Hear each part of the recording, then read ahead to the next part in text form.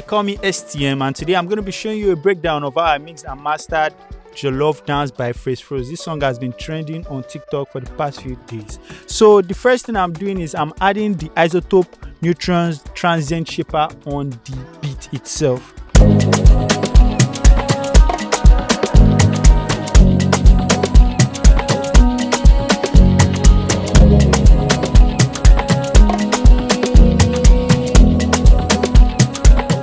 5 filter Pro Q3 EQ on the side.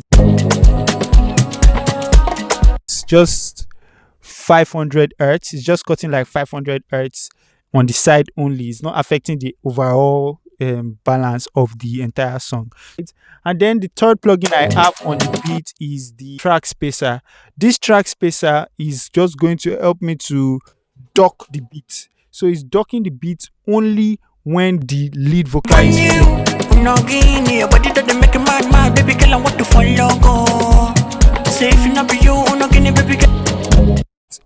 So I'm just doing a very subtle amount. I'm not doing a lot. So let's check the attack and the release settings. You see fast attack, like medium to fast release, not too much like that. And then the ratio is just 4.3. Very subtle. It's not doing too much at all.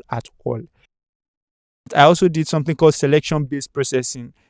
So yeah, I have the first EQ here cutting like 80 something hertz, like not too much, but just doing a low cut. And then I have the Econ Digital Deplosive plugin, the Econ Digital Deplosive dialogue, just helping me to take away all the rumbles. And then I have the Comp Tube Star from Arturia. I have two.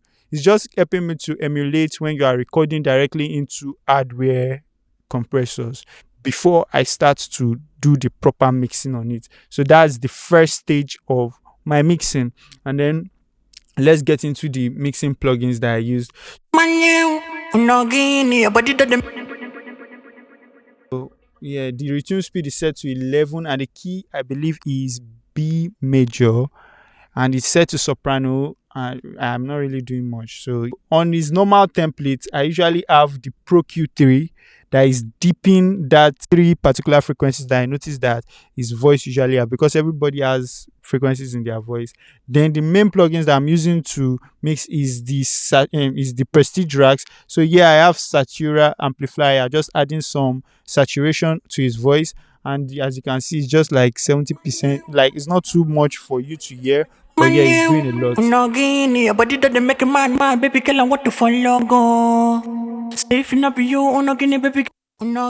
yeah, this is the medley equalizer. I'm just doing only a 5 dB boost at 10K.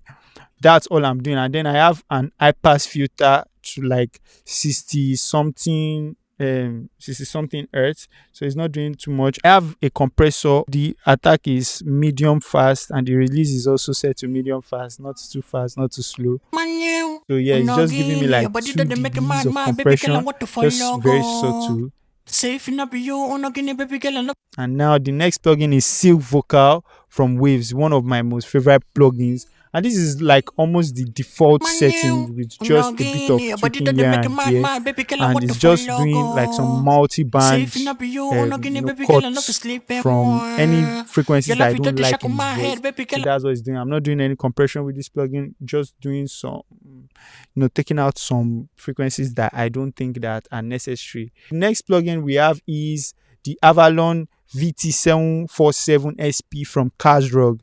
This plugin, I really love the high end on it. It's very nice high end. As you can see, I'm doing a like 5 dB of compression. It is not subtle at all, but it works. So yeah, it works for this song. I also have like 2 other tracks of vocals, and the second one I'm not doing any auto tune on it because it's just talking. Right? So I did not bother to add auto tune on that. And then the last one too, something similar on the boss. So we have Gem Dopamine. This one adds some high end and some volume. Pro DS from Fab Filter. Yeah, I'm doing around 2.3K to 7K. Yeah, so that plugin just helps me to control some of the harshness and the sibilances from the vocals. And then I have DMG Limitless. This one helps me to bring the vocals forward, like helps me to bring it closer to the listener. So yeah, it's just raising the vocals a bit, but I'm also gain staging. That's why you can see that the ceiling has also been tucked back a bit so it is not too loud. And then the next plugin I have is the Neutron Equalizer. This one is doing some low end cuts and some a bit of mid range cut around 190 hertz 190 hertz. So this is DSEQ3 from TB Pro Audio. This plugin is an alternative to Sooth, so it's taking out some of those ash frequencies, resonances that usually stay at the top end. So that's what I'm just doing with it, just clearing out some of the things where they choke here when you they listen to music. So that's what it's doing. And then the next plugin I have there is the FabFilter Pro C2.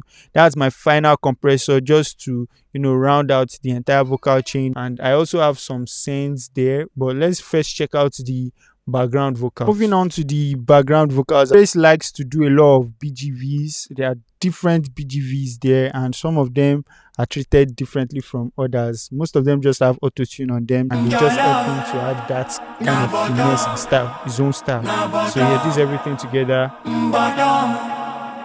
All of them are going to the BGV send, and that's where all of them are getting this effect, the reverb, delay, everything of the auto tune. Same setting from the lead vocal. I have ROM, which is one of my favorite reverbs in the world. Just doing a bit, as you can see, it's not too much on the mix. And then I have spread, which is helping me to widen it, like the S1 imager, if you are familiar with that from Waves. So this one is helping me to widen the background vocals. And then shaper box from Cable Guys, which is doing a bit of panning from left to right. Yeah, so that's shaper box. And then on the overall background vocals, yeah, there was a plugin there are some plugins that are not on there anymore because I don't have the subscriptions anymore. Yeah, so yeah, I'm just pulling out from that mid range around that kind of 443 hertz. And there, so this mid range, when you dog them out, it creates space for the lead vocals. And yeah, I also have another EQ for the background vocals, also taking out some frequencies there. These EQs are really dipping a lot. Like this one now is dipping over 14 dB, right? So it's just really taking out all those harshness, all those resonances that are present in the lead vocals, so that in the background vocals, so that they will not disturb the lead vocal. The next plugin, which is also the silk vocal, I copied this directly from the lead vocal, so there is not really much difference, except for the fact that this one is actually compressing a lot more. And then this is my delay, just ping pong from left to right delay. And then I have, yeah, the mix is at 21%. It's not really doing too much, but you can see high cut, low cut, and yeah, that's the delay. And then I have the ROM reverb that is also from one of those sends. So there's not much difference on that because Frace likes reverbs a lot, right? So that's it. So now let's activate all the sends on the lead vocals. As you can see, that same delay that is on the background vocal is the same one that is on the lead vocals. And yeah, I have this comeback key. This one is doing like an 8-note delay that is just tucked in the back. So it's giving you some dimension. And so that is from that particular delay. So there's not really much to it. I set it to 8 notes intentionally. Yeah, so that's the 8 note delay. And now we have the supercharger that is helping me to compress the delay, compress the signal of the delay so that it will not be too dynamic, right? And then I have this parallel vocal, so I'm using the UAD Tube LA2A compressor. It's parallel compression for the lead vocals to bring it even closer to the listener so that you hear it and you hear it clearly. Compression of the vocals. And then this one is my Bright Vox send. This one I'm doing like a very, very low cut to very, very steep high pass. So this one is just like yeah, brightness of the vocals. So when you are listening to it, you'll be hearing the voice sparkling. Yeah, okay, yeah, that's how I am. I passing 3K up to 3K. I have the supercharger, which is like compressing the shit out of it. So over 7 dB of compression, right? And then the next plugin that I have on there is the Drummer S73 from Softtube. The Drummer S73 from Softtube is a very, very powerful plugin, as you can see. So yeah, I really love that plugin a lot, and it's helping me to get some high end on the on some top end on the vocals. So that's my Bright Vox channel. See, I did a lot of automations on it. So there are automations for the delay, automations for the reverb, automations for the volume vocals. There's a section where the volume of the background vocals increased because he wanted them to be a bit to be as loud as the lead vocals in those sections. So yeah, I had to turn them up in only those sections and then turn them down in other sections where they are just coming in so as not to interfere with the lead vocals. So that's pretty much it. That's it for most of it, because as a mixing engineer you have to know that automations are like very, very important because the music is moving. So that's really it, guys. Thank you for joining me to look at how I mixed the vocals of Froce on Jollof. If you have any questions, please drop them in the comments. And yeah, thank you for checking out this video. Stay safe, guys.